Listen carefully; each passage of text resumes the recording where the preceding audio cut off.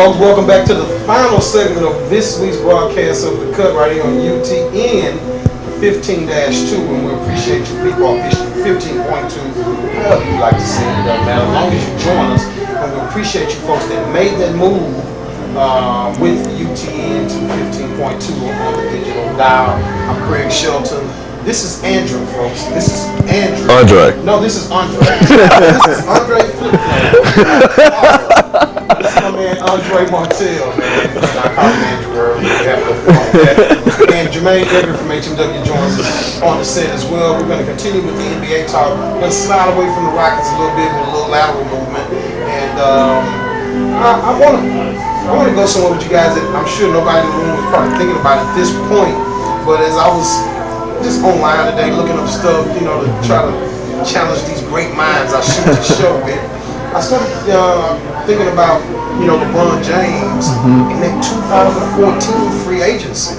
Yeah. And it was just a few years ago, you know, it was going through the decision and everything that was just, you know, just so polarizing with how that situation played out. Now you think about how James has just reinvented himself. He still got his haters out there. And I don't throw that word hater around. When I say it, I mean it.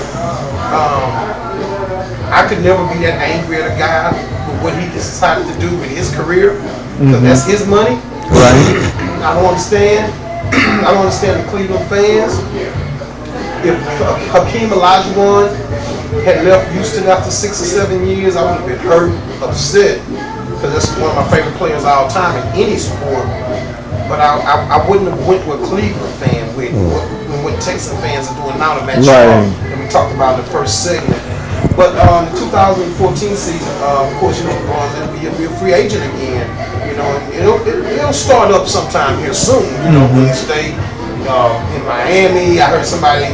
I was watching some podcasts, and as I got deeper into the podcast, I started finding really, really cheap, gaudy, trashy podcasts with people that probably shouldn't be on a website. And this one guy whose name I'm like, I won't even use his name. Well, you know, will LeBron decide that Dwayne Wade is good enough to move forward with him because, you know, Wade's declining career? Wait a minute, man. Wade's 31. Okay? And as much as people like to say he's over and done with or whatever, I look at it like this. I saw a Dwayne Wade that wasn't even healthy be good enough to be the second best guy on the championship team. Don't tell me that Dwayne Wade is over and done with. Now, that's not to say that LeBron may not see greener skies. Don't tell Kevin Durant that though. And move on somewhere else. You know, I don't know. But the question I thought about and I put it out there on Facebook was, what about LeBron James and his 2014 pending free agency status? Will it be a distraction for the Heat's pursuit of the three-peat? Because I do think that it could come into play there, because when you start to get to that February trade deadline, whatever decisions the Heat make will need to be based not only on how to get the third championship, but how to proceed in the future. It may carry over into, which means Dwayne Wade could be a part of a trade. I know it's blasphemous to think it, say it, but if the right thing is out there, let's be honest. Like Omar Casper? I mean, like Osik? I just thought it out there. Well, I think, and I remember you and I had debated this when we were at Knicks about Dwayne Wade's performance. Really? I don't know where that came from, but yeah, that actually happened, folks. But no, seriously. If 289 gas can happen, that debate happens. But I really think that I agree that if Miami saw the right opportunity out there, not only for that third ring, but for the future, I think that they would take it. Now, do I think that opportunity is going to be out there? I don't think so, because I don't think a team is going to be willing to take on either Dwayne Wade's impending free agency or 3 or 4 more years of that contract, actually, 3 more years, and be willing to part with a piece that they're going to have to give Miami to be willing to take that piece back in order to give them Dwayne Wade. I don't see a team out there I don't think that'll be willing to do it. I mean, The stranger things have happened. we got James Harden. Yeah. Yeah, I mean, so Nobody saw Dwight that Howard. coming. We got James Harden 1 year, Dwight Howard the next year. So if one thing we've learned over the last year here in Houston, if nowhere else, then it can happen. have faith, stay the course, and believe in your 2 years GM. ago, if I had told you going into the 2013-14 season, our starting five would be Dwight Howard and our starting two would be the Beard, you looked at me like I had lost my mind. Mm-hmm.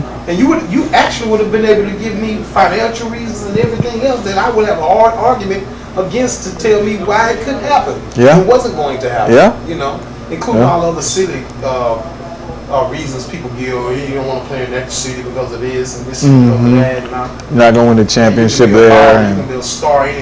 Any city that has a professional team, you can be an international superstar if you got the right team behind you and you got the right charisma. Right. You can have all the game in the world, Yep. but if you don't have that thing that we can't define, Right. that it factor, Thank you. you know. Yeah. Perfect example. Peyton Manning became a marketing superstar. He played in Indianapolis, of And- all places. And he plays a straight man role in pretty much everything. Exactly. He does. And it's funny as hell. Exactly. And he gets over with the crowd. Yep. I'm with you.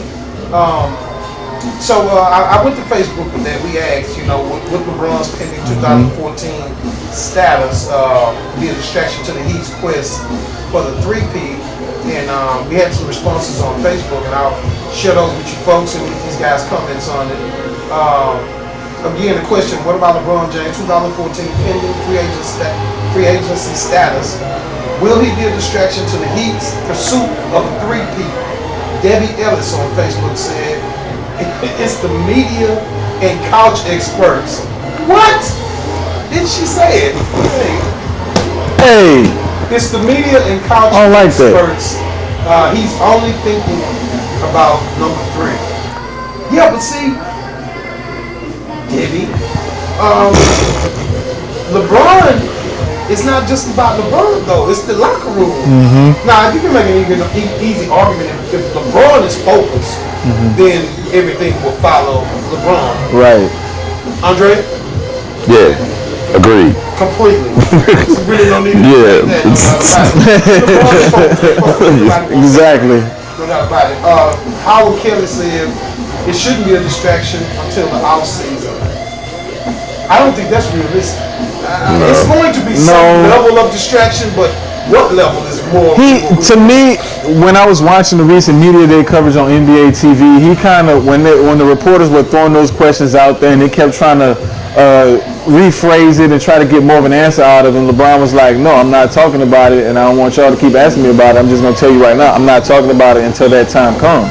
I'm focused on the 2013-14 season. That's winning our 3rd ring." And when he just when he tried to nip it in the bud like that, to me, that sent the message to his teammates: it's training camp. I know this could be a distraction. I want to try to nip this in the bud now, so we can go into this season focused and not older. Exactly. I'm smarter. I'm more mature. And that's the point I wanted to make was the fact that he's grown mentally over the last 4 years. Right. Where he's able to. I think the last time he more kind of took a part of it. You know, kind of fed into it a little bit. Exactly. And like, now he's just like, you know what? Just push that to the side. Don't worry about that. You can tell the dude is a mental. If his brain is there, and his mind is there, you know he's almost unstoppable. Exactly. And everybody else is going to fall in line. It doesn't matter what's going on the outside. As long as he's not the one that's being distracted by it, it doesn't matter about the team being distracted because he's going to have them in line. Right. Because he's the leader of that team. Right. No doubt about it. Now comes the comment from Moses Leroy. First of all, Negro, let me tell you. Jermaine knows no damn Moses Leroy. I know it, Richard knew it, Andre knows it, and Jermaine knows it. All the other people, Debbie, Howard, and everybody else on that comment knows nobody named you Moses Leroy. Your name probably Leroy Moses. I think it is. Like, man, your name ain't Moses Leroy. Stop going out on Facebook telling people your name is Moses, man. It's all good, Moses. Moses. Let my people go.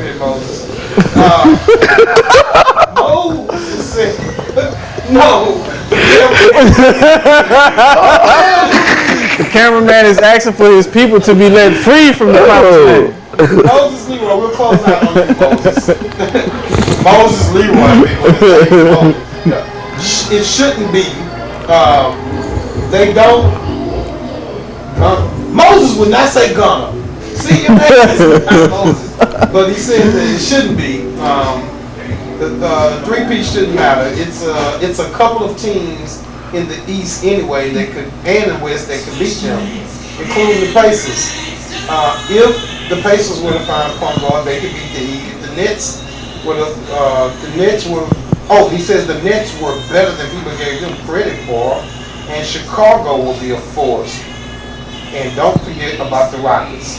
Okay, Moses, you just picked up a couple of points in your cachet by throwing the Rockets in there as having a possibility of competing. Good job, Moses. This year, Moses. And I really think it'll be next year, Moses, before the Rockets is able to cross the Nile football and get that ring, Moses. I want to thank you for checking out the show tonight.